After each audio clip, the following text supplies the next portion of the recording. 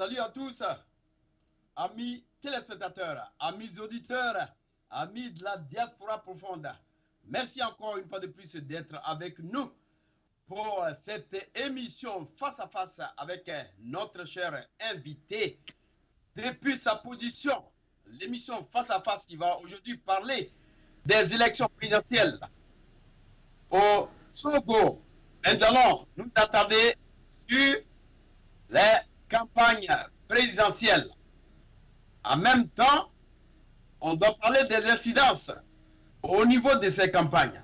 Alors, pour essayer de parler de ce sujet, j'ai avec moi Marcel Codier, depuis sa position, qui va essayer quand même de nous dire ce qu'il a pu voir et quelles sont les leçons que nous devions en tirer. Alors Marcel, merci d'être avec nous sur ce plateau. Oui, merci. Bonsoir Serge. C'est moi qui vous remercie. Merci à la réalisation. Je salue Malik, notre réalisateur. Merci à nos amis qui sont branchés sur Facebook et sur les autres réseaux. Et merci à tous nos téléspectateurs de Tempo Afrique TV. Alors Marcel, depuis que la campagne a commencé, nous voulons essayer de voir comment vous voyez ces campagnes, comment les candidats sont quand même accueillis, la population les accueille, et puis quels sont tout simplement ce que vous vivez comme incidence. Mais on va essayer d'aller méthodiquement. Alors, dites-nous un peu, parlez-nous un peu de cette campagne avec vraiment tous ces candidats. Non, je pense que la campagne a bien commencé. Chacun est allé à la tâche. Donc, chaque candidat est en train de faire son programme, ses promesses. Mon seul regret, c'est que le président sortant qui doit nous faire un bilan, maintenant c'est lui qui fait encore des promesses. Voilà que ce n'est pas l'heure des promesses. Après 15 ans de gestion, 15 ans de gabegie, de galère, de pauvreté, c'est à lui de nous faire le bilan, c'est aux autres de les attaquer sur son bilan. Mais plutôt c'est lui qui fait une campagne, qui fait des promesses, des nouvelles promesses. Alors, ces 15 ans, il nous a fait des promesses, rien n'a abouti. Bon, je pense que tous ceux se sont lancés à la bataille. Fabre était au nord, le chef d'État sortant sur terre vers le nord. Adoum, lui, il a pris le sud, il a commencé par la région maritime, qu'il a bloqué hier. Je pense que demain, il va recommencer. Aujourd'hui, ils ont fait une réunion. Donc, chacun veut de son côté pour vendre sa marchandise pour le peuple. Mais écoutez, aujourd'hui, le problème des Togolais, ce n'est pas le problème de programme qui les importe peu. Ça les importe peu. Mais pour les Togolais aujourd'hui, c'est l'alternance, le changement. Parce que vous savez, le régime que nous avons aujourd'hui, ils ont fait 54 ans. Les gens sont fatigués, c'est la même méthode, les mêmes choses, les promesses, des taux, les promesses. Oui, mais Marcel, Monsieur Codier, oui. Vous voyez aujourd'hui votre président de la République, Faure Gnassingbé, qui se dit déjà, au lieu de faire mon bilan, les Togolais voient déjà tout ce que j'ai fait. Donc, pourquoi est-ce que continuer de parler de ce bilan au moment où ils voient avec leurs yeux nus ce que j'ai pu faire? Et c'est quand même une perte de temps. Est-ce que vous ne voyez pas ça de cette façon? Comment? Qu'est-ce qu'il a déjà fait? S'il a fait beaucoup de choses, Togolais, comme lui-même le dit, les gens ne seront pas pauvres aujourd'hui. Les gens n'auront pas, les Togolais vont difficilement. Ça, déjà, c'est un échec pour lui. Parce que s'il a bien fait, et je pense que la fois dernière, vous m'aurez dit dans un meeting qu'ils ont tellement fait des prêts dans les banques aujourd'hui, le pays a endetté tellement que l'année 2020, nous allons payer 100 milliards. Pour ça, c'est les intérêts seulement. S'ils ont fait 600 milliards de prêts, nous allons payer 100 milliards, ça nous fait 700 milliards que le pays doit rembourser en cette année 2020. 2020. Vous voyez? Donc c'est un échec total. Nous pouvons faire des prêts, et les prêts, à quoi ça a servi? Aujourd'hui, on nous parle du PND. Le PND, où on va dans les villages, on donne les 15 000 francs. Aujourd'hui, on force les gens même à prendre 15 000. Et on les prend en photo qu'on est assis devant les médias. Oui, mais Marcel, revenons dans cette campagne. Ce que vous êtes en train de dire, nous comprenons, nous voulons voir aujourd'hui comment ces candidats-là pèsent. Quel est le poids de ces candidats? Parce que c'est de cela s'agit. Les Togolais ont besoin réellement de l'alternance, mais quel est le candidat qui pourra vraiment aux yeux de ces Togolais-là prouver réellement que c'est lui l'homme de la situation? Écoutez, Serge, les choses se décident déjà. La campagne a commencé, ça fait après une semaine. Je crois que c'était jeudi dernier. Ça fait 8 jours. Là, ça se dessine déjà. À voir les tendances. Agbome, lui, il a pris au moins 2 jours de retard. Ford Nassimbe, lui, il avait déjà fait des pré-campagnes qui n'ont pas été autorisées. Lui, il en a fait tellement qu'aujourd'hui, il reprend encore la campagne dans cette région. Et apparemment, tu vois, la population se moque de lui. Oui, Agbome est en train de prendre du feu. Vous avez vu les deux préfectures, 4 préfectures qu'il a déjà faites, mais il fallait voir l'influence. Les gens n'ont jamais vu Agbome. Les gens ne s'entendaient pas à Agbome. Mais avec, je peux dire, l'onction de l'évêque Monseigneur Poudro, qui est à ses côtés, un président qu'il faut féliciter. À son âge de 91 ans, et il revient d'un voyage d'Accra pour l'enterrement de la mère d'un détenu. En même temps, il se met au fond, il va à Togoville. De Togoville, il va à Vaughan. À Vaughan, il était avec Agbome. Et il a fallu à l'éternel qu'on commence à lui jeter des pierres. Et tout cela, ça va dans les incidents qu'on va en parler tout à l'heure. Mais quand vous voyez déjà un archevêque qui... Parce que voilà comment certaines personnes le disent. Il dit, mais il peut rester à la maison pour essayer de prier pour son candidat, mais on voit l'archevêque sur le terrain pour faire une campagne. Alors, qu'est-ce que ça vous dit, M. Marcel? Écoutez, Serge, si vous connaissez l'histoire, l'évêque Monseigneur Desmond Tutu, il a toujours soutenu l'ANC. Qu'est-ce que les gens... on a léché Desmond Tutu. Il a été toujours politique. C'est un évêque qui a été anglican, qui a fait la politique. Voilà. Pourquoi aujourd'hui, il est à la retraite.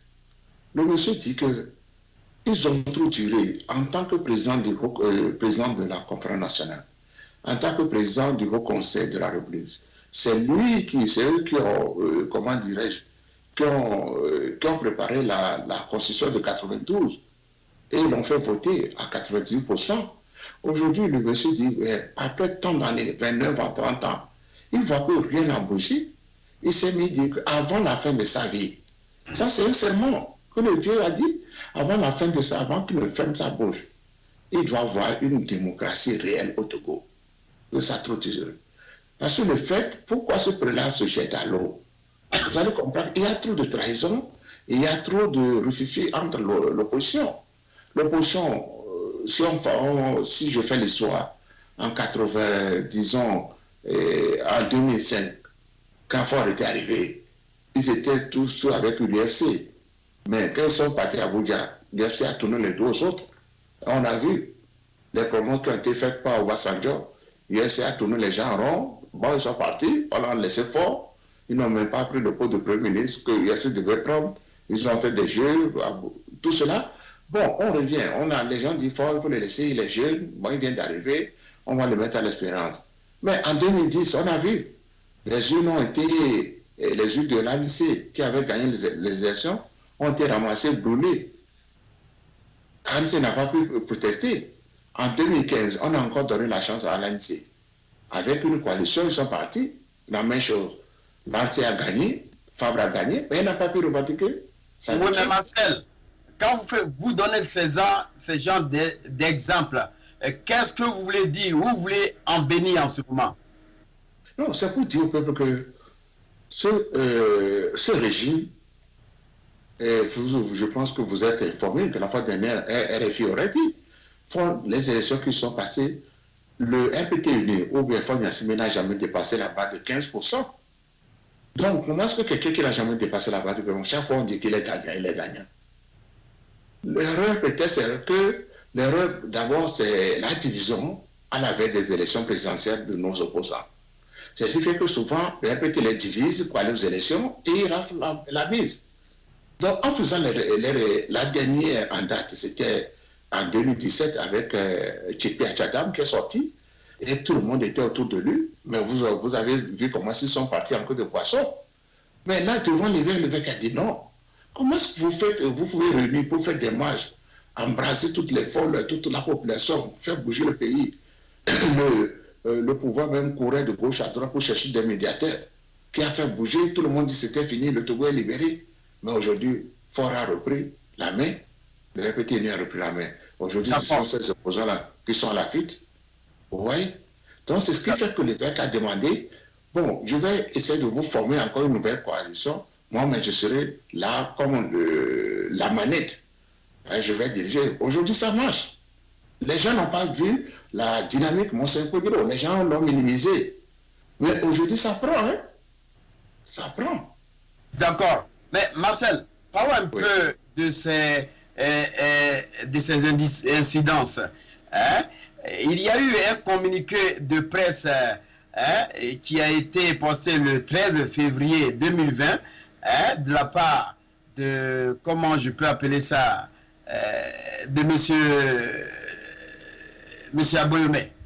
Et je ne sais pas si vous êtes, vous avez quand même quelques idées de cela. Sinon, je voulais quand même vous apprendre que le samedi 8 février 2020, par exemple, on nous parle des militaires qui ont quand même violé le code électoral et qui ont pris aussi d'assaut Tomébé, le village du patriarche, comme on l'avait dit la fois dernière, uniquement pour quand même intimider la population. Maintenant, le lundi 8 février, le lundi 10 février 2020, le député Gabriel Kepi du mouvement, sinon je pourrais dire que du mouvement patriotique pour la démocratie et le développement, donc le parti d'Aboyomé, qui a été complètement interdit de faire la campagne à Dapaon, où il a été même renvoyé militari par des forces de l'ordre.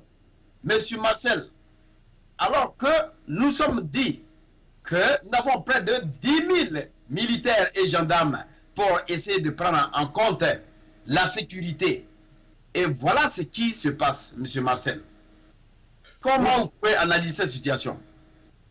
Quelle analyse nous allons faire? Nous allons conclure de dire que le pays est militarisé. Faure veut intimider le peuple.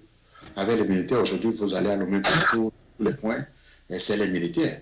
Aujourd'hui, vous devez savoir que Faure Gnassingbé est le président au Togo, il est le président le plus gardé. Son père était militaire général, mais il n'a pas été si gardé, même la campagne électorale. Et il n'a pas mis toute l'armée derrière lui. Ce que le communiqué dont tu as parlé tout à l'heure, le village de l'évêque.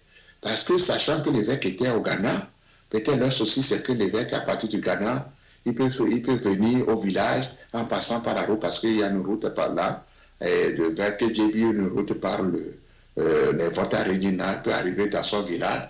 Donc ils se sont mis à la tête que si l'évêque est parti comment on appelle-t-on, à Accra, peut-être c'est pour ramener Tchata, c'est pour aller chercher les armes, comme ils cherchent souvent des pots sur la tête de l'évêque. Bon, l'évêque était parti pour un funérail, il est revenu en même temps sur pied. L'évêque avait voulu entre-temps voyager avec son collaborateur. On a refusé le visa à son collaborateur, non, de lui donner un passeport. On disait qu'est-ce qu'il va faire à l'étranger. Donc quand le monsieur sort, le vieux sort, ils sont là, ils courent partout, ils ont peur. Voilà. Je pense que Faure aussi, le problème, vous allez comprendre que Faure a peur. Pourquoi Marcel, de quoi le président Faure a-t-il peur? Mais de quoi a-t-il peur? Vous ne voyez pas ces meetings, les chefs traditionnels qui sont les si respectés dans nos traditions africaines. Comment est-ce qu'on peut aller déshabiller, enlever les pagnes, soulever les pagnes des chefs traditionnels, leur mettre la main sous les hanches, sous les selles, et mettre comment vous avez leur appareil, comme un détecteur là, sous les histoires, sous les testicules des chefs d'État, des chefs traditionnels, pour détecter. Mais comment est-ce qu'on... Au moins d'abord ce respect. Au moins les chefs traditionnels, vous savez que c'est vous qui les avez intronisés. Qu'est-ce qui peut faire le mal aux chefs d'État? Comment est-ce que vous venir à la tribune officielle que voilà que c'est dit, ce sont vos invités?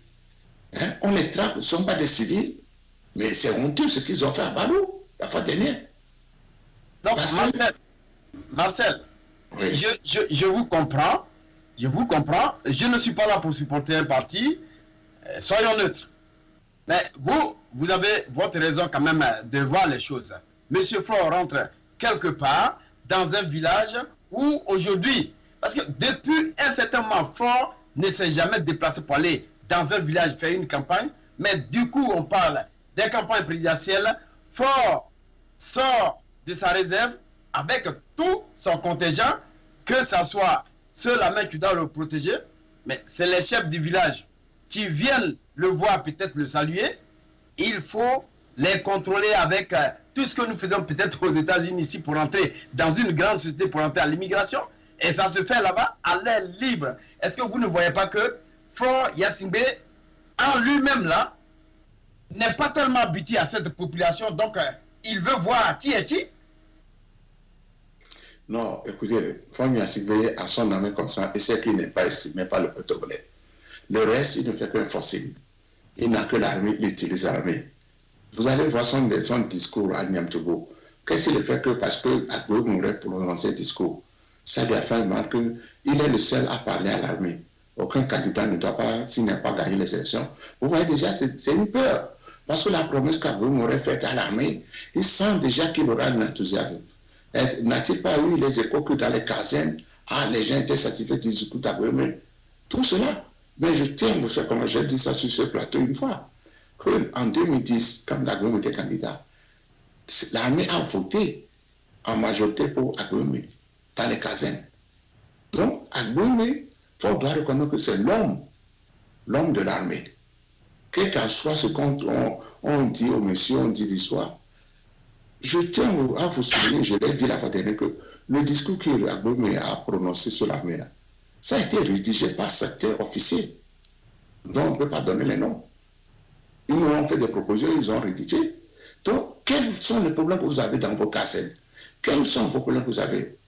Quand je vais prendre le pouvoir, qu'est-ce que je peux faire pour vous? C'est à eux d'apporter la solution. Et ils l'ont apporté.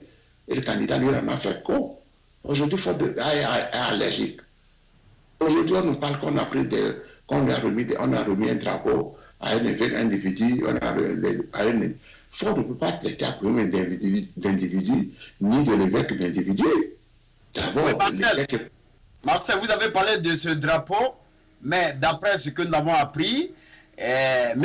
Faure Gnassingbé reste toujours président au moment qu'il fait la campagne jusqu'à ce que le président qui sera élu prenne les rênes du pouvoir. Mais, donc, est-ce que Faure n'avait pas raison d'intervenir sur cette histoire de drapeau? Problème.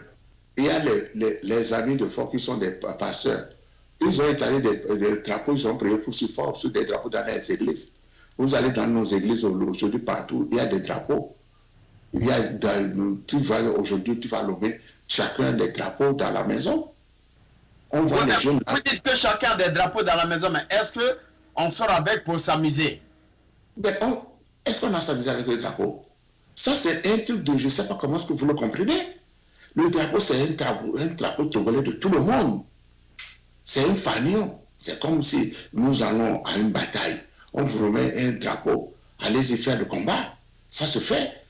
Quand les footballeurs vont, avant de tout, ils font les échanges de fanion. Ce sont les couleurs de leur pays qui font les échanges. Alors, où est le mal?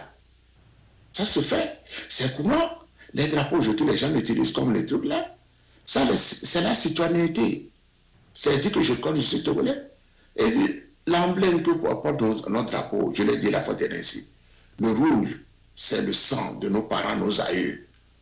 Faut me dise quels sont ces aïeux, ces grands-parents qui se sont battus pour la nationalité, pour l'indépendance du Togo.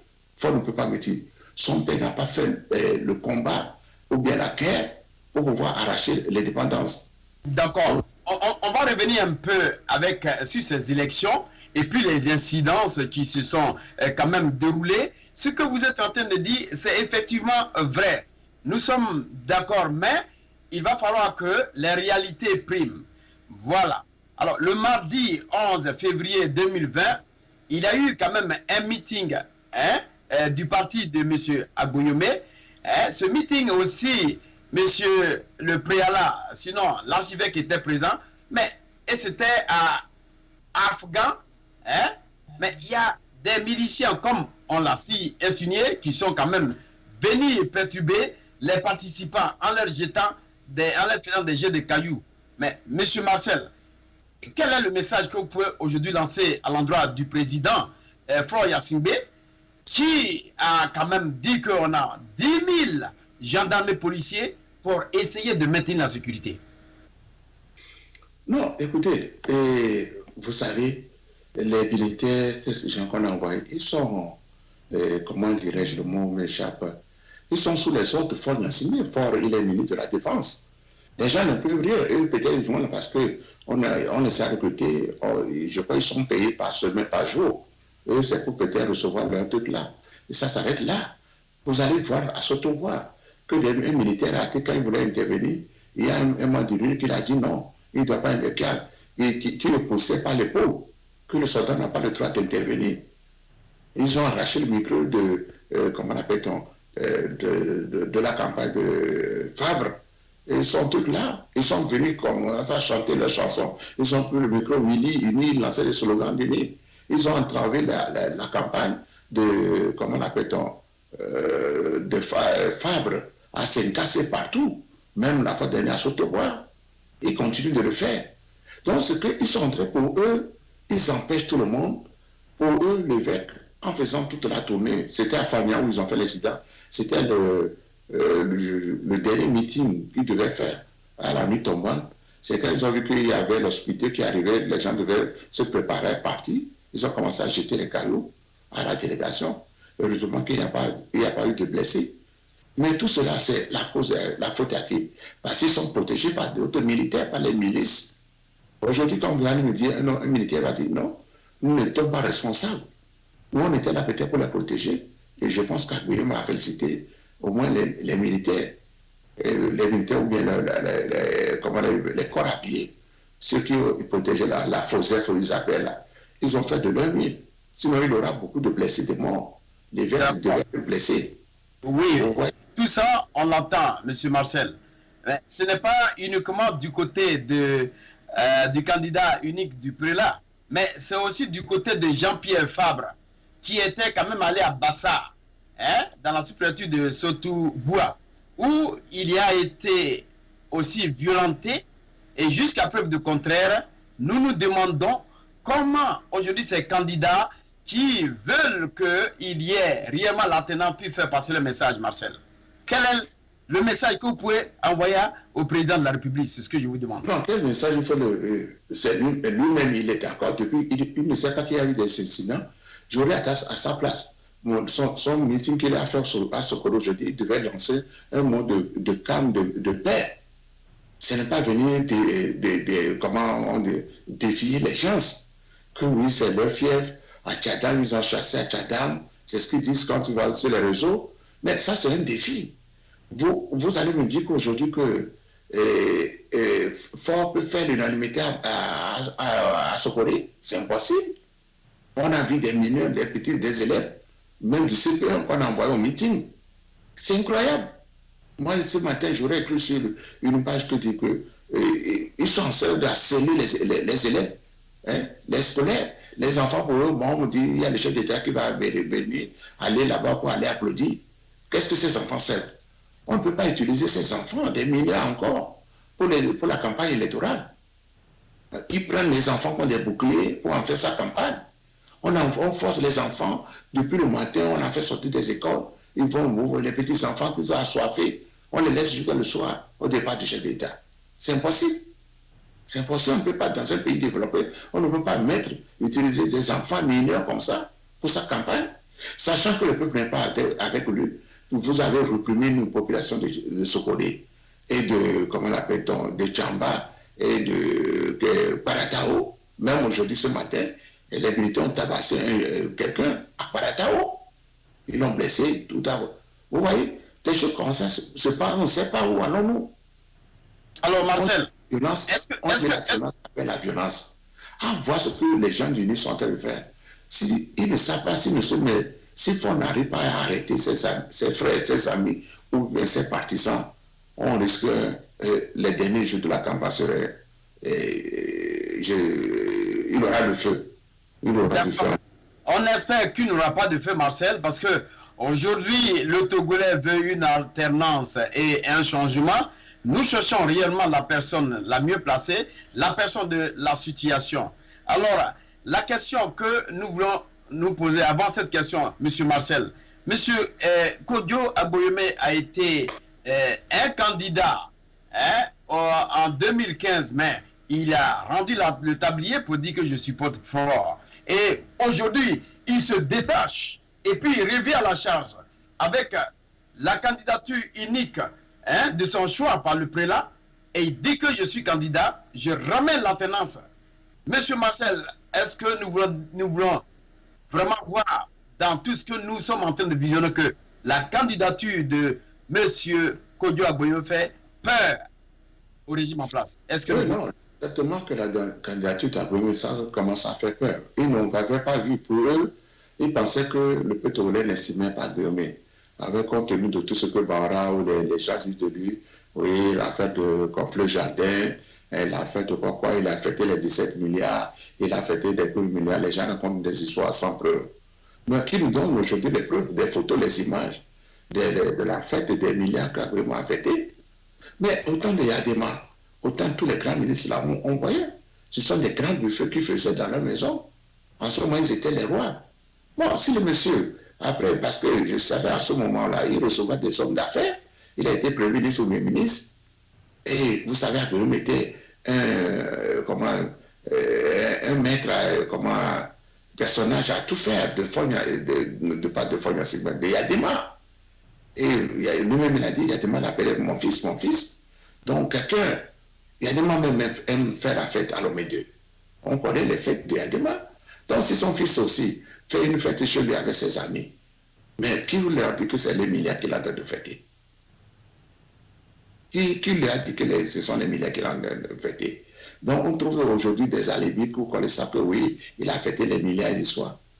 Et si, comme on le dit, si Agboyeme avait les milliards, mais jusqu'à présent, vous allez voir sa campagne, ce serait une campagne à l'américaine.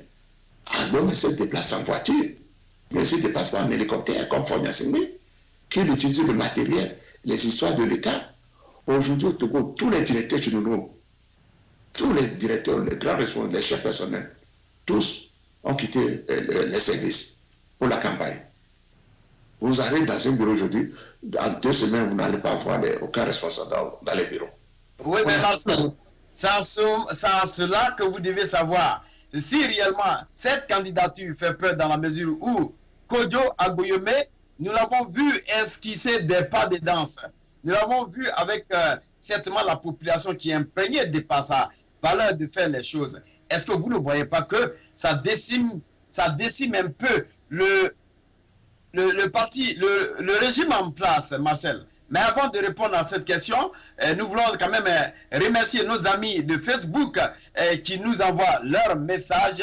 Et il va falloir que nous leur disons merci à Simon Godson qui est en ligne, Daniel Dan qui participe également avec Alex Damé, et sans toi oublier André Koumassé, Keita Salif, Antoine Ayaï.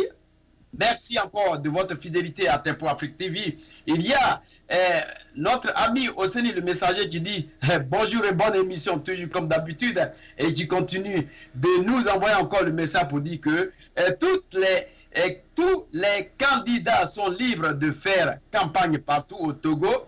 Personne ne doit pas empêcher les candidats. C'est ça la méchanceté. Alors, qu'est-ce que vous lui répondez en ce moment précis? Non, il a raison, c'est ce que dit la loi. Et c'est ce que je dis, on peut dire que c'est la faute à la CENI. Aujourd'hui, je dis que c'est la CENI qui dirige la campagne ou bien les élections. La CENI a déjà envoyé des messages au préfet. Mais des sous-préfets qui sont aux ordres du chef d'État, normalement qui empêchent. Voilà, c'est où va le mal. Comment est-ce que les chefs, les préfets peuvent interdire à certains les candidats? Aujourd'hui, les candidats sont à part d'égalité. Moi, c'est pour cela que moi je dis, si Agbouyoum prenait le pouvoir, nous allons corriger ça. Comment on va le faire comme à Madagascar? À la veille des élections, 2 mois avant les élections, 72 jours, vous devez démissionner. Là, aujourd'hui, il n'aura plus la main ni sur l'armée, ni les institutions. Aujourd'hui, le seul, il a toutes les institutions à sa guise. Et maintenant, il refuse aussi à certains de ne pas se déplacer, de ne pas que des zones sont favorables à lui seul. Non, c'est impossible. C'est impossible, on ne peut pas comprendre ça. De toute façon, en voyant les sondages, d'abord les rumeurs, ce qui circule, aujourd'hui, c'est la dynamique, mon cher Pedro, qui est à la vie. Il faut y aller, je pense qu'il s'en rend compte aujourd'hui que Agbouyoum est en train de prendre comment dirais-je, le mot m'échappe, en train de prendre les taureaux par les cornes. Aujourd'hui, partout. Alors, Marcel, ouais. vous parlez quand même comment je peux appeler ça, de ce que vous venez tout à l'heure de parler. Hein? Les taureaux par les cornes? Non, pas ça. Vous êtes en train de dire que partout, c'est M. Agbouyoum qui est mieux vu, c'est ce que vous voulez dire. Oh, oui, oui, c'est ce que je disais. Et comment vous détenez ces informations?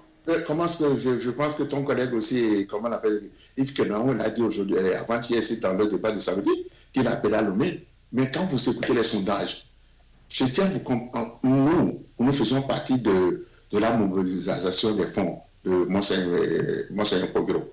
Mais les gens étaient réticents. Entre-temps, je dis que des radicaux que moi j'ai connus sur les réseaux sociaux, aujourd'hui commencent à lancer des appels. J'étais étonné quand les gens m'ont envoyé des trucs. J'ai dit, ah bon, ceux qui nous ont dit non, jamais, nous ne sommes pas partants pour les élections, ils commencent à en venir. D'abord, le monsieur, mais d'abord, il est cohérent dans son langage. Il est posé, quand on lui pose des questions, les journalistes même disent, il ne bégaye pas, il ne cherche pas les mots. Il faut bien s'il va du mal même à lire son propre discours. C'est le même cas comme Fabre. Le monsieur, mais vous croyez qu'en matière d'administration administrative, il est compétent et à toutes les questions il répond. On voit depuis la campagne, Agbouyoum a du mal à chercher les mots. Il n'a pas du mal. À chaque question, elle a sa réponse. Vous voyez la fois dernière ce qu'il a dit. Il dit, quand moi je suis président, je vais libérer le petit frère du chef. J'irai à la prison, libérer les détenus arbitrairement arrêtés. J'irai chercher, comment on appelle ça, François Bocor. François Bocor, vous savez, c'est un officier supérieur qui a quitté à cause des élections. Aujourd'hui, c'est un fils de Kabier. Les gens ont besoin qu'ils viennent au pays. Il y a Agba, qui est un fils aussi de Kabier, que les gens ont besoin qu'ils reviennent. Comment vous appelez, le petit frère ou bien le frère de Fonia Sibé, qui a pris son Pacha. Il est aimé par la population de Kara. On le met en prison parce que force veut être au nord. Il est vers le seul roi. Il empêche tous ses frères. Olivier, j'ai oublié entre-temps Olivier Ama, qu'il a chassé, qui est aujourd'hui en asile. N'en parlons pas des autres. D'accord, on va revenir un peu, sur notre passage des élections présidentielles en parlant quand même de ces campagnes-là. Il va falloir que réellement le Togolais sache où nous on va. Alors, vous avez parlé tout à l'heure de la CENI, tout à l'heure, monsieur Marcel. Et le parcours de la CENI, on nous dit d'abord il faut l'entrée et puis l'identification. Il y a 3 parties. L'entrée et l'identification, la première partie. Et puis le vote et pliage. La deuxième partie. Et maintenant, les urnes et encre indélébile. Encre indélébile. Alors, dès que, avec votre identité qui figure sur votre carte d'électeur, vous allez quand même constater votre inscription sur d'abord la liste électorale des contrôles. Et puis maintenant, vous allez prendre possession du bulletin de vote. Mais Marcel, et ça va se passer dans votre localité. Mais aujourd'hui, il y a des gens qui veulent voter. Il y a beaucoup de votants. Mais si quelqu'un ne trouve pas son nom là-bas, qu'est-ce que vous voyez comme incident? Qu'est-ce qui va se passer? Les noms, on avait déjà demandé de faire des corrections. Entre-temps, on a demandé aux gens de corriger. Je crois que des corrections ont été faites. Il y a la francophonie, les experts de la francophonie qui ont au moins aujourd'hui, les candidats ne parlent plus de comment du fichier un peu corrompu. C'est que le fichier a été déjà toiletté. Au moins qu'il y ait un peu quand même acceptable pour aller aux élections. Mais ce que les gens doivent faire pour pallier à ces histoires de la CENI, entre les débuts d'histoire, d'abord, les spécimens, les candidats, ils sont en train de les montrer à les électeurs comment il faut plier pour ne pas avoir des bulletins nuls. Vous voyez?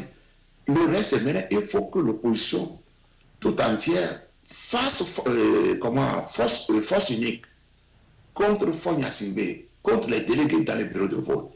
C'est ce qu'Agoyome aurait dit hier, à Tivier. Mais à quel moment vous voulez que cette force unique-là se passe? À quel moment? Parce que les candidats sont déjà répartis. On a 7 candidats qui sont en train de faire leur campagne. Serge, ils ont refusé de ne pas décider. Aujourd'hui, ils sont candidats. On ne peut pas les empêcher. Ok. Même si pardon? Oui, allez-y, on vous suit. Même s'ils se retirent aujourd'hui, même, bon, bien sûr, ok, on peut les applaudir. Mais il faut comprendre que quand les 6 candidats, ils sont 7. Quand les 6 seront là, il y aura 6 délégués, ou bien 7 délégués dans le bureau. Donc les 6 auront au moins l'unanimité, ils parlent d'une seule voix. Ils disent, nous n'allons pas laisser faire comme les autres. Je pense que l'UNI et le RPT uni seul ne peut pas forcer dans la salle contre 6 personnes. Donc ça ne va pas de l'avantage de Fonia Singbe. S'ils s'entendent bien, c'est pour cela, chaque délégué dans le bureau de vote, les 6 doivent avoir leur procès verbaux. C'est ce qu'Agoyome a dit. Chaque délégué, vous devez faire votre droit. Si vous êtes 6, on doit vous donner 6 procès verbaux. Chacun doit prendre et retourner pour son fier, envoyer le QG de son truc-là. Et on envoie l'autre à la CELI. Vous voyez? Mais, donc, je pense qu'il ne serait pas... Pardon, oui. Oui, donc vous êtes en train de parler d'une très bonne chose. C'est la candidature. Donc vous voyez maintenant comment est-ce que la candidature de multiples est beaucoup avantagée vis-à-vis de ce que vous êtes en train de dire, parce qu'il y a un contrôle systématique sur le bulletin de vote par les délégués. Oui, bon ami, c'est avantageux, mais aussi ça va diviser les voix. S'ils savaient que les femmes, admettons, à 10%, que le professeur Gogo aussi à 10%, et voilà que ces 10%, les 2%, c'est ça, le fait 20%. On pouvait ajouter ces 20% à Gogo, qui peut-être serait à 40%. Vous ne voyez pas qu'il va battre fort en même temps au premier tour. C'est ça aussi qui n'est pas bon. Aujourd'hui, tout le monde veut tenter sa chance. Bon, admettons qu'il y a le premier tour, que tous puissent, parce qu'au moins qu'on puisse dégager. Mais, admettons, c'est le peuple maintenant qui doit dire son dernier. Vous savez, c'est pour cela qu'on demande aux gens que cette année, il n'y aura plus d'abstention. C'est pour cela que les politiques sont en train de demander à tout le monde, et c'est ce que fait l'évêque. Et pour tout le dire, sortez, allez voter. Quand vous allez voter, aujourd'hui on nous parle de 3 millions, quelques 600 000 qui ont été recensés. Au moins, si les 2 millions votaient pour Agoyome, vous ne voyez pas que Agoyome peut gagner la même vote. Oui, mais Marcel, comment est-ce que vous allez faire réellement pour voter, pour protéger ces votes-là? Les contrôler, les protéger. Quand vous votez, vous n'allez pas quitter, c'est ce qui a été dit. Vous n'allez pas quitter l'enceinte, vous restez là, les gens vont se relayer. C'est quoi on a demandé même déjà le matin, les gens doivent aller avec leur nourriture. Ou bien quand vous venez, si vous êtes en famille, vous allez, d'autres qui sont à la maison sont en train de préparer. Ils vont rejoindre la troupe pour les gens par famille. Vous allez rejoindre pour le dépouillement. C'est autorisé dans les lois. Il faut dépouiller devant le public, pas en cachette. Le peuple doit compter avec vous. Aussitôt fait, vous recevez les trucs là et vous envoyez à la CELI. Et c'est le peuple, une délégation qui doit conduire les bureaux de vote. Parce que c'est en faisant les transferts de ces bureaux de ces îles qu'on vote, on fait des votes, que certains mettent des tirs, qui sont en train de bourrer, qui bourrent souvent les bourrages des unes. C'est ce qu'Agoyome a dit. Donc, Marcel, oui. le comptage ne doit pas se faire systématiquement sur les lieux, mais il faut envoyer ces urnes-là, il faut les faire déplacer pour que le comptage soit fait à Lomé. C'est ce que vous nous apprenez. Non. Le comptage, le dépouillement se fait dans chaque bureau de vote. Dans chaque bureau. Oui. Après le vote, dès à 16h, 17h, quand on va fermer, le dépouillement se fait devant tous les délégués et la population. Vous comptez avec le peuple. Vous votez ça. Après avoir fait le toto, c'est là maintenant vous remettez les bulletins et vous scellez avec la signature de tous les membres ou des délégués. Vous conduisez maintenant. Avant, d'autres, après la signature, il y a des délégués qui vont chez eux. Ils ne suivent plus l'une. Mais quand le délégué, lui, va maintenant, il passe sur le chef traditionnel à la maison ou il passe sur un délégué du RPTD et on le laisse avec 200 000 francs. On fait des gradués. Vous allez constater que 2 élections, 3 élections passées, il y avait plus de votants que d'inscrits. C'est pour cela, Aglo m'a dit hier, quand vous êtes délégué dans un bureau de vote, dès que la personne rentre dans la salle, parce qu'ils rentrent un à un, vous allez compter. 1, 2, si vous êtes 600, il faut que sur votre feuille que vous avez, vous devez compter le nombre d'entrants qui sont rentrés dans la salle pour aller voter. C'est sur cette ligne que vous allez faire. Si il y a 600 qui sont rentrés et qu'on constate qu'il y a 700, vous devez faire une déposition. D'accord. Merci donc Marcel. Je voulais quand même rappeler à tous ceux qui nous écoutent, nous sommes aujourd'hui pour l'émission Face à Face Vérité avec votre animateur principal, Serge Nyawa, pour les présidentielles 2020 au Togo. Nous parlons aujourd'hui de la campagne électorale et les incidents qui se sont passés depuis le commencement de cette campagne. Et aujourd'hui, j'ai invité Marcel Kogué pour essayer quand même de nous en dire plus.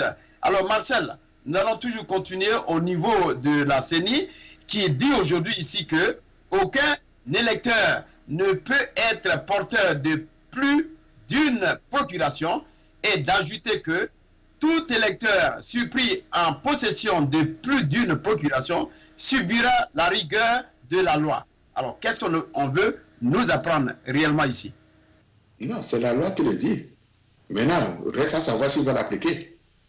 Nous savons qu'on a arrêté, c'était en 80 lors des législatives, et lors des législatives, on aurait arrêté les gens qui ont voté, mais aussitôt arrêté, on les a lâchés, encore dans la nature, on les a laissés.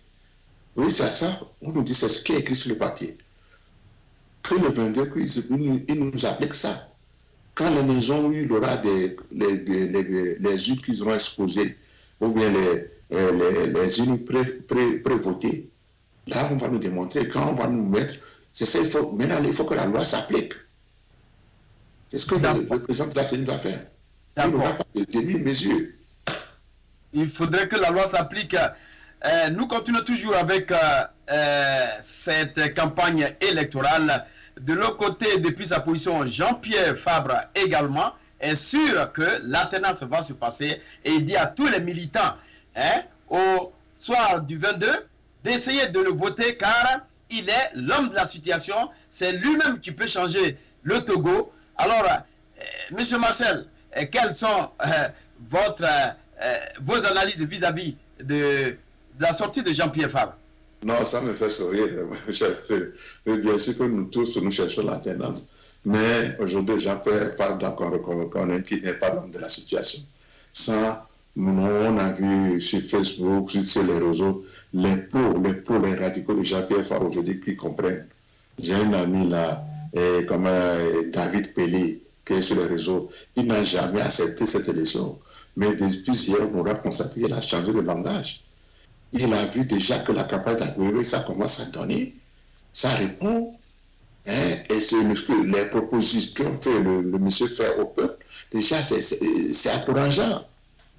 Il nous dit au peuple que nous avons tellement... Il a été dans la maison. Il savait comment il volait pour Yadema. Ils ont tellement volé des élections pour Yadema, ils savent comment ils le font. Sans trace. Et il connaît tous les astuces de fraude. Il dit que lui, quand le peuple a envoyé d'aller arracher la tenance, on ne va pas le voler. Agoumé confirme et vous dit que lui, il a déjà un matériel, que les Blancs lui ont donné un matériel, et que lui, déjà, ce qui vous allez au vote déjà à 7 h du matin, et que vous votez nombreux déjà à partir de midi, lui peut avoir déjà les premières tendances.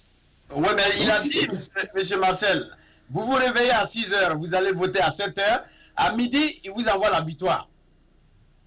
Écoutez, aux États-Unis, déjà, aussitôt que les gens votent à heure par heure, minute par heure, on voit déjà le baromètre. On n'a pas me dire qu'aujourd'hui, avec la nouvelle technologie, on ne peut pas savoir. Avec votre ordinateur, quand on installe des logiciels, des applications, quand tu totalises en même temps les chiffres, tu vas voir déjà le baromètre que tu es en avance. Ça, c'est facile. Ça, c'est facile. Donc, vous allez dire que toutes les dispositions possibles ont été aujourd'hui prises pour ne pas qu'il y ait de la fraude. Oui, c'est ce qui fait que quand tu me disais tout à l'heure que oui, Jean-Pierre Fall disait que oui, c'est lui le candidat, ça m'a fait sourire parce qu'en 2010, il avait toutes ces possibilités. Pour compiler ces élections, il a fait. Et normalement, quand vous êtes un bon leader, votre centre de compilation, vous ne devez pas le cacher, vous devez le mettre à un truc connu par l'État, par comment on appelle, la diplomatie internationale. C'est ce que pour vous, selon vous, il devait faire. Jean-Pierre Fabre devait faire quoi? Non, pour eux, il devait officiellement, moi, mais c'est après, c'est quand on aurait saisi ces ordinateurs que nous on a su qu'ils avaient un centre de compilation. Ce centre devait être non même pas caché, même pas, ça devait être ouvert dans une place publique, même dans un QG. Le truc ne peut jamais, les militaires ne peuvent jamais aller dans son QG, aller arracher. Pourquoi vous avez un QG ailleurs et vous venez faire une compilation dans un centre de trucs là, dans un centre de l'église catholique? C'est ça le mal. Pour eux, les gens se sont dit qu'ils sont en train de cacher quelque chose. Ils sont en train de manipuler les chiffres, qu'ils veulent s'autoproclamer. Voilà l'erreur. D'accord. Voilà l'erreur.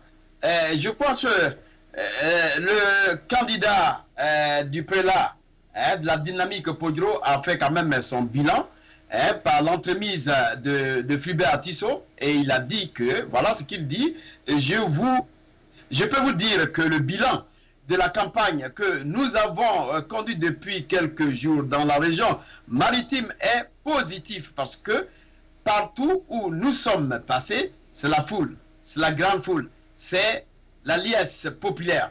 Alors, c'est la liesse populaire, nous le savons, mais de l'autre côté, Gilbert Baoura dit que ce n'est pas le fait aujourd'hui de faire une foule là qui est réellement, quand on fait l'homme, on se dit l'homme de la population, mais tout se passe dans les urnes. Et que le premier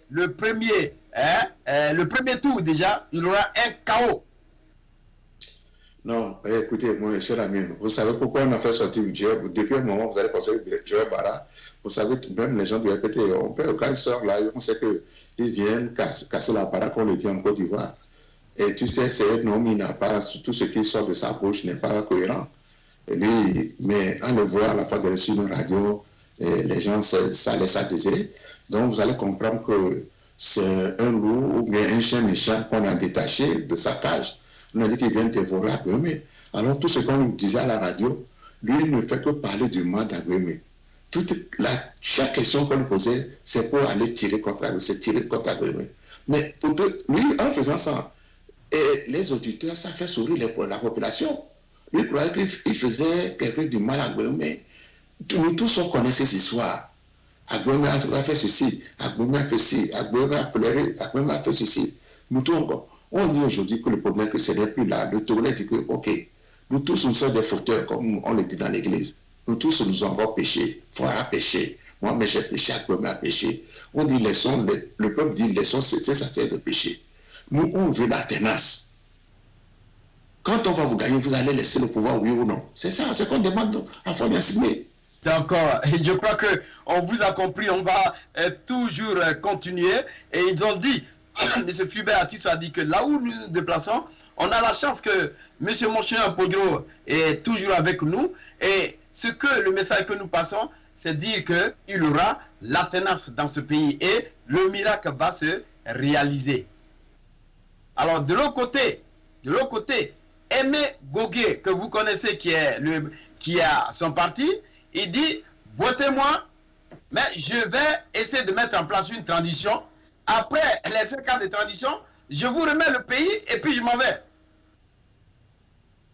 Oui, alors, là, ça aussi, ça me fait sourire, c'est que et ça, il est dans l'initiative, moi, c'est un peu gros. Alors, je pense que c'est ce qu'il allait faire depuis. S'il a aussi les mêmes idéaux que moi, c'est un peu gros. Agoué vient pour une transition. Et lui, il remet tout en place. C'est ce que aussi Gogo aussi dit. Bon, donc les choses, je pense que ça va de pair. Vaut mieux qu'il rejoigne, si admettons qu'il aura un deuxième tour. Mais finalement, Marcel, on a l'impression que vous minimisez tous ces candidats aujourd'hui qui sont de l'autre côté. Les élections, c'est quand vous allez voir. Écoutez, quand vous avez des barras dire que oui, ce n'est pas avoir les foules qui est... Mais la campagne, qu'est-ce que c'est que la campagne? C'est fou pour aller devant le peuple. Quand vous n'avez pas le peuple, comment vous allez aller développer votre programme, ni ce que vous allez faire au peuple? C'est la foule. C'est pour cela qu'on dit, ah, quand tu vois sa campagne, il y a eu du monde. C'est qu'il faut mobiliser le peuple. C'est ce peuple-là qui est l'électeur qui doit voter pour vous. Mais quand le peuple n'est pas autour de vous, on va faire Niaziba avec tous ces bataillons qui sont là, on empêche les gens même d'aller. Maintenant, il fait l'import-export. On va ramasser les petits écoliers qui ne connaissent rien ce que c'est que la politique. On dit, venez applaudir, c'est les enfants, mais le chef a dit quelque chose, on dit, applaudissez. Et ils applaudissent, ils ne savent même pas ce que dit le monsieur. Le monsieur parle son gros français. Les petits écoliers, est-ce que c'est quelque chose? Rien. Il faut mentir, mais s'il est un homme politique, moi je voudrais qu'il fasse un débat même avec un Agoué. Ce serait le débat du siècle que nous, les Togolais, on n'a jamais vu au chef d'État. Qui viennent sur les plateaux de la TVT faire un débat avec Agoué et Fabre. C'est là que nous allons voir la compétence. Le peuple, à partir de là, le peuple choisit celui qui peut être la destinée du Togo.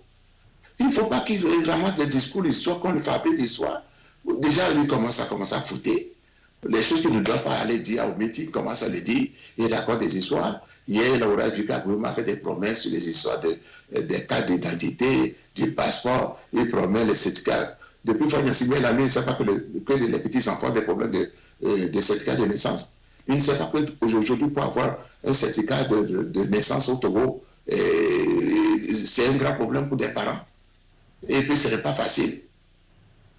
Il ne sait pas. C'est aujourd'hui qu'il se réveille de son sommeil pour dire que oui, non, ça c'est trop tard. Il n'a rien à proposer encore au peuple. 15 ans, il n'a rien à proposer. Je pense que ça, il est fini. Ce que nous devions comprendre aujourd'hui, les candidats doivent quand même nous montrer leur plan de gouvernement, essayer quand même de mettre en exergue ce qu'on appelle l'alternance, parce qu'aujourd'hui, on n'a pas, et on ne peut pas rentrer tellement en profondeur parce que les Togolais veulent qu'il y ait vraiment l'alternance. Alors, nous continuons toujours, Marcel, pour dire que cette dynamique politique dit qu'elle est vraiment satisfaite parce que les populations disent qu'ils vont voter à 100% pour Ezevia, qui est M. Aboyeme Kodjo, parce que pour elle, c'est le candidat de Dieu. Et puis encore le seul candidat qui puisse prendre le pouvoir. Et disent encore que réellement, le seul candidat qui est aujourd'hui le technicien qui a occupé toutes les fonctions de ce pays, et puis il est capable d'ailleurs même, lorsqu'il va arriver au pouvoir, il va commencer immédiatement à régler tous les problèmes. Et aussi les promesses qui ont été faites seront réalisées. Alors, Marcel, quelles sont vos analyses? Non, moi je pense que ce que Agoué me dit, ce qu'ont dit les gens, le peuple dit, et ce qu'il dit, il dit que ce que moi je dis, je le fais. Et ceux qui l'ont connu dans les ministères, c'est un homme de rigueur. Il ne va pas faire son travail. C'est ce que nous voulons aujourd'hui. Ce n'est pas un chef d'État qui est entre deux avions et est toujours dans les salles de conférence. Même les conférences qui n'apportent rien au peuple. Ce n'est pas non, c'est sans cherche. Agoué me dit non. Nous allons revoir les institutions, nous allons revoir certains accords qui vont aider le pays. Nous allons revoir le statut de la diaspora. La diaspora qui va revenir au pays investir.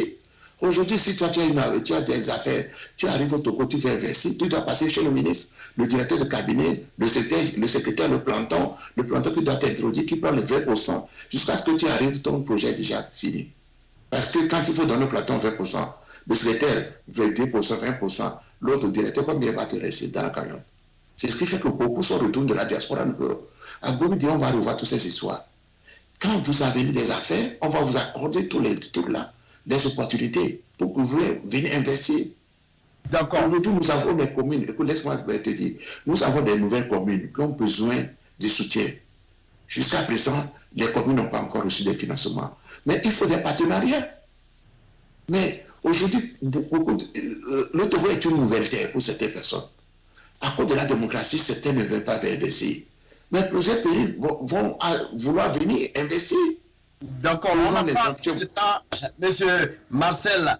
On est presque à la fin de cette émission, mais on va aller un peu plus rapidement parce qu'on nous signale que nous sommes à temps limité. Alors, Marcel, il y a aussi de l'autre côté notre ami, le candidat Traoré, qui dit que, effectivement, il y a beaucoup de candidats, mais je suis la seule personne qui pourra aujourd'hui vous apporter ces promesses.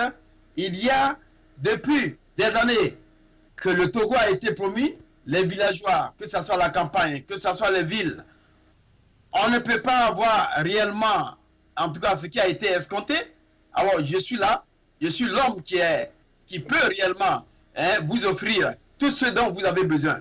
Et non, écoutez, la campagne, Serge, c'est un amuseur public, c'est Tchassona. Il a traîné les portes dans toutes les élections, il n'a jamais dépassé la barre d'1%. L'élection, c'est un amuseur public. Il ne faut pas qu'il nous raconte des histoires. Mais sa campagne, il fait la campagne où? On a vu, quand les gens signent les rôles, les autres ne le voient pas. Il va où? Il est incapable de ramasser même plus de 20 personnes pour faire une campagne. Et vous m'en parlez de Tchassona. Oh, écoutez.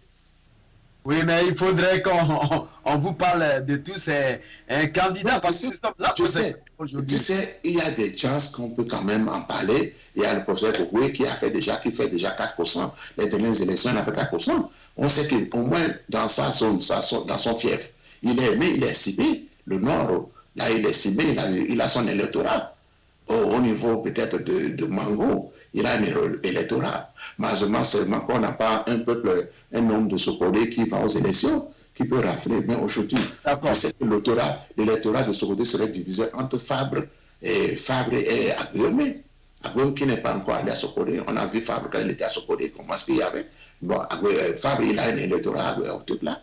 Mais aujourd'hui, quand on a ramassé tous ces enfants pour nous faire tomber les imports espoirs qu'on aurait fait aujourd'hui à Sokodé, pour dire que la population de Tchadjo n'est pas sortie. Oui, mais on nous rend compte qu'à Sokodé, le président Faure est beaucoup aimé, il a eu quand même une popularité énorme. Ils sont sortis. Vous m'écoutez, monsieur Marcel. Ils sont sortis et ils sont aujourd'hui cette population qui a enterré Tikpi Atadam. Et aujourd'hui, tu arrives à Sokodé, c'est Flore Yassimbe. Alors que M. Gilbert Baba nous dit ici que la popularité n'a pas d'effet. Vous voyez que c'est eux-mêmes, ils disent le contraire. Ils disent autre chose, ils disent le contraire. Quand Barreau dit que ce n'est pas la foule qui a le peuple aujourd'hui, ils pensent que les mineurs qui sont amenés là-bas, que c'est eux la foule. Et c'est ces mineurs-là, ce sont des électeurs. Ils n'ont pas 18 ans. Voilà le problème. Il s'agit pas d'avoir les petits écoliers autour là. Non. Et tout ce qu'il a amené les adultes, les gens sont venus de Sotobois, d'Atapamé, les gens sont venus de Kara. Ils ont convoyé partout. Où sont les tribunaux? Ils ont envoyé des bus. Et tout cela, c'est au frais de l'État. Pourquoi lui seul, s'il est vraiment estimé, Agbomé ne fait pas l'impôt export. Mais s'il est estimé, il faut laisser, il n'a qu'à laisser les bus là. La fois il a vu, lui, Sakama, il a plus de 3 jours, ils sont morts à cause de Ford de cette affaire de l'impôt export. Marcel, vous voulez nous dire que au moment où M. Flore Yassimbe se déplace, il y a une cargaison de bus qui le suit pour faire sa popularité. C'est ce que vous voulez nous dire? Oui, c'est ce que je confirme et j'affirme et je le réaffirme.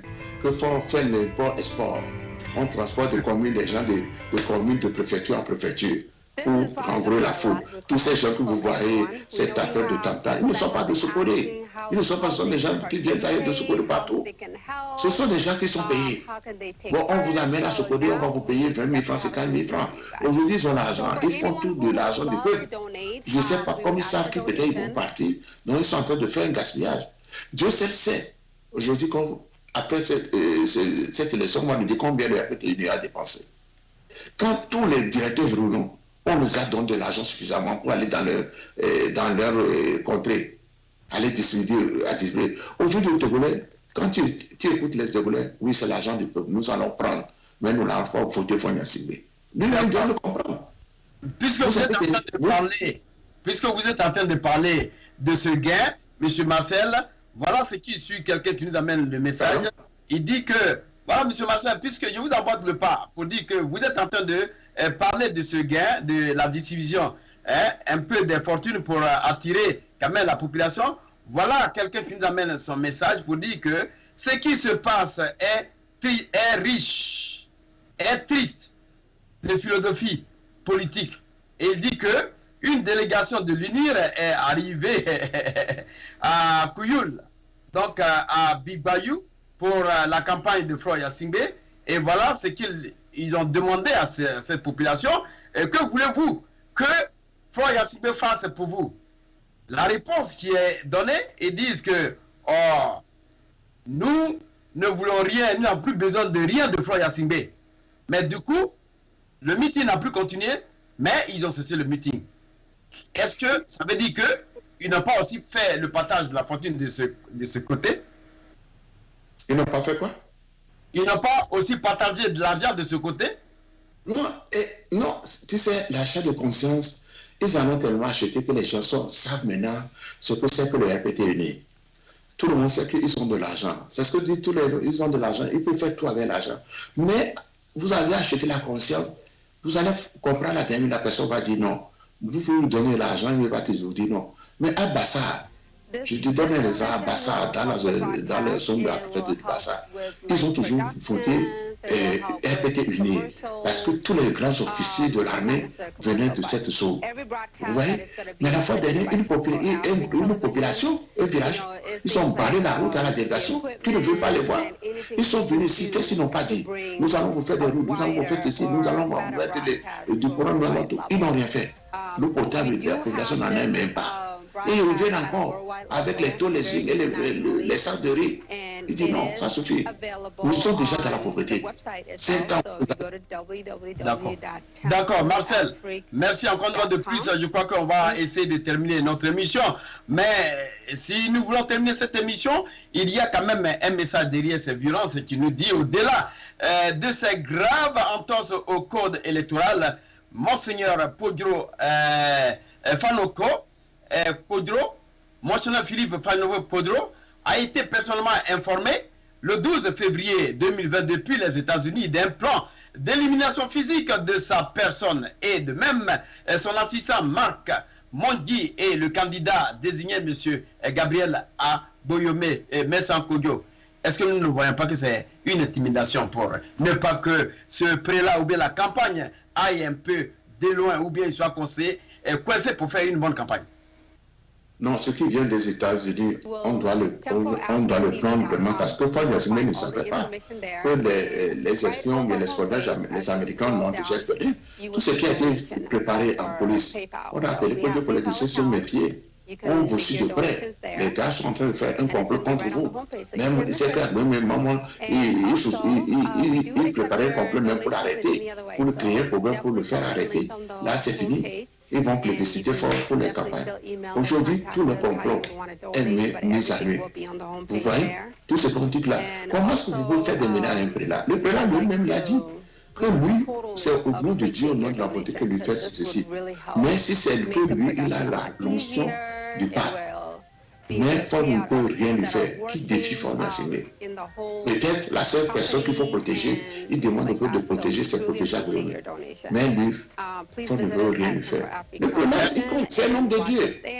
Merci donc, Marcel. Merci donc, Marcel. Votre mot de fin? Mon mot de fin, c'est pour dire à Froy Yassingbe que c'est ridicule de contester et de haïr ou bien d'avoir une haine contre un évêque. L'évêque a dit qu'il n'y a pas la démocratie, qu'il veut la tenante, qu'il comprend que son règne est fini. Son quatrième mandat n'a pas été accepté par le peuple. Il a fait un forcing, il va aller. Aujourd'hui, Dieu montre, Dieu lui est en train de le montrer. Il devait être à dans mon fièvre. Pourquoi il n'est pas arrivé? Il a dit qu'il avait le brouillard. Mais aussitôt à 10 km, il a fait un meeting hier. Donc c'est qu'il comprend qu'il sait là où il n'a pas de lecteur. Donc il a peur. Et qu'est-ce que les gens vont lui dire? Donc il fuit, il sait des points où aller. Donc il a compris que c'est la fin de son règne. Il faut qu'il rentre de tablier. Après les élections, il sera battu dans les yeux. Il faut qu'il parte, qu'on lui accorde l'amnistie. Mais s'il veut faire le forcing, en utilisant encore ses miliciens, je pense qu'il aura le seul droit à mordre. C'est le message que je veux faire passer à Froy Yassingbe. Merci encore une fois de plus, Marcel Kogué, depuis sa position. C'était donc présidentielle 2020 au Togo, campagne électorale et incidence. Votre animateur Serge Niawa, de l'autre côté, depuis sa position, Malik Sall, à la réalisation de cette émission. Je vous donne tout simplement rendez-vous la semaine prochaine à la même heure. Mais retenez que la campagne se poursuit. Tempo Afrique sera toujours là et Tempo Afrique TV sera toujours à votre côté pour vous amener les informations qui se passent sur le terrain et ça va se faire de manière un peu journalière. À chaque moment que Tempo viendra, on vous amène les informations. Merci encore une fois de plus à nos éditeurs, à nos amis de Facebook qui ont aussi participé. Oui, Marcel.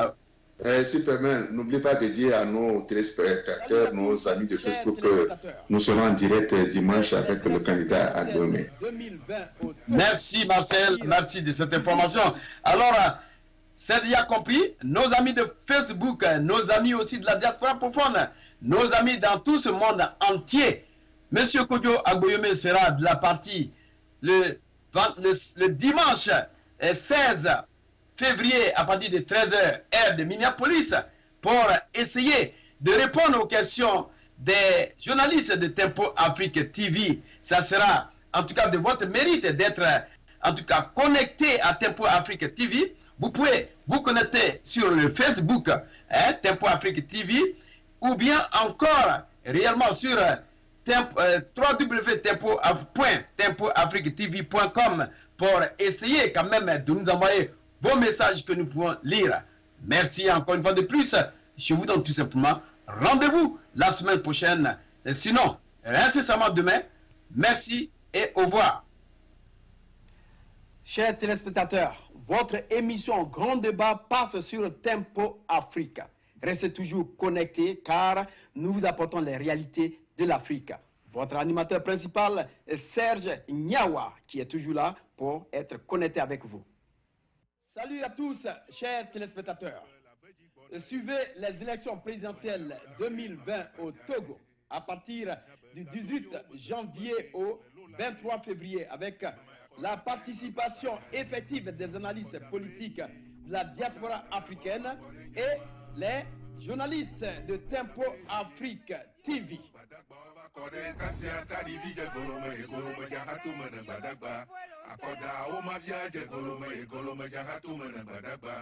Badagba le tunji.